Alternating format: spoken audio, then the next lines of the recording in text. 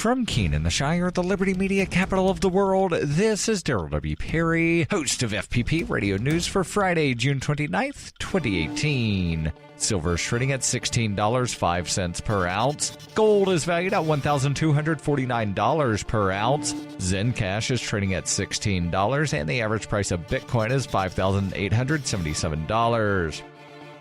Antiwar.com reports Syrian and Russian warplanes continued airstrikes against rebel-held areas in the southwestern Daraa province, looking to soften up rebel defenses ahead of a planned offensive. Thursday was reportedly the deadliest day for civilians in those areas since the bombardment began over a week ago. The deadliest of Thursday's attacks was in Al-Musafra, where an airstrike hit a shelter full of civilians, killing at least 17 within. According to the Syrian Observatory for Human Rights, 5 children were among those slain. With towns like Al-Musafra likely to be attacked in the near future, large numbers of civilians are choosing to flee instead of hiding within. Over the past week, in excess of 50,000 civilians have fled, mostly towards the Jordanian border, where they hope to wait out the offensive. Daraa is the top priority target for the Syrian government at the moment as the last major rebel holding in the south. Once retaken, this effectively isolates the rebels into the far north in Idlib and the northernmost parts of Aleppo, where Turkish forces have propped up rebels.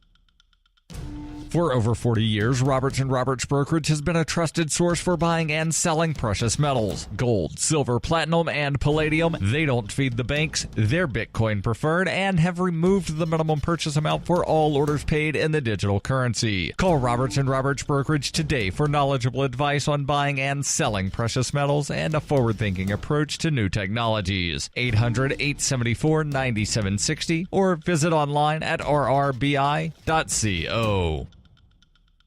UPI reports the U.S. Senate passed legislation on Thursday legalizing hemp as an agricultural commodity as part of an $867 billion farm bill. The provision was included in a wide-ranging agricultural and food policy legislation passed by the Senate by a vote of 86-11. Hemp will be removed from the federal list of controlled substances, and the cultivation, processing, and sale of industrial hemp will be legalized as part of the legislation. It will also allow researchers to apply for grants from the Agricultural Department and make hemp farmers eligible for crop insurance. Senate Republican leader Mitch McConnell of Kentucky praised passage of the bill. The Senate Farm Bill also lowered the adjusted gross income threshold for which farmers are no longer eligible for farm subsidies from $900,000 to $700,000. The bill also included fewer restrictions on supplemental nutrition program benefits, food stamps, than the version of the bill that passed the House last week. The House bill will cut benefits by $9 billion over the next decade and strengthens the work requirements for those seeking the benefits. The two bills will have to be reconciled before being sent to President Donald Trump for his approval.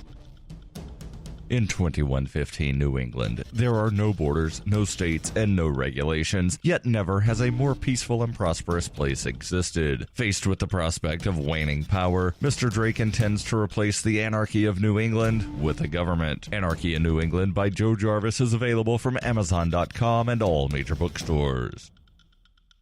Reuters reports nearly 600 protesters were arrested during a clangorous occupation of a U.S. Senate office building in Washington on Thursday, where they decried U.S. President Donald Trump's zero-tolerance stance on undocumented immigration. The protesters, mostly women dressed in white, sat on the Hart Senate office building's marbled floors and wrapped themselves in metallic silver blankets similar to those given to migrant children separated from their families by U.S. immigration officials. Their chant, "Say it loud, say it clear, immigrants are welcome here," echoed throughout the building, drawing scores of Senate staff to upper mezzanine floors where they watched the commotion. Capitol Police warned protesters that if they did not leave the building, they would be arrested. Soon after, protesters were lined up against a wall in small groups, and police confiscated their blankets and signs. It took police about 90 minutes to arrest them and end the demonstration. Democratic Congresswoman Pramila Jayapal sat with the protesters and was also arrested. Capitol Police said in a statement about 575 people were charged with unlawful demonstrating, and they would be processed at the scene and released. They said people who were charged and fined could pay their fines 24 hours after their arrest, but it was not clear who had been fined and how much. Democratic Senators Mazie Hirono, Tammy Duckworth, Kirsten Gillibrand, and Jeff Merkley, who have been critical of Trump's immigration policies, spoke with some of the protesters. Larger protests are being planned for Saturday in Washington, D.C. and cities around the country under the banner of #FamiliesBelongTogether.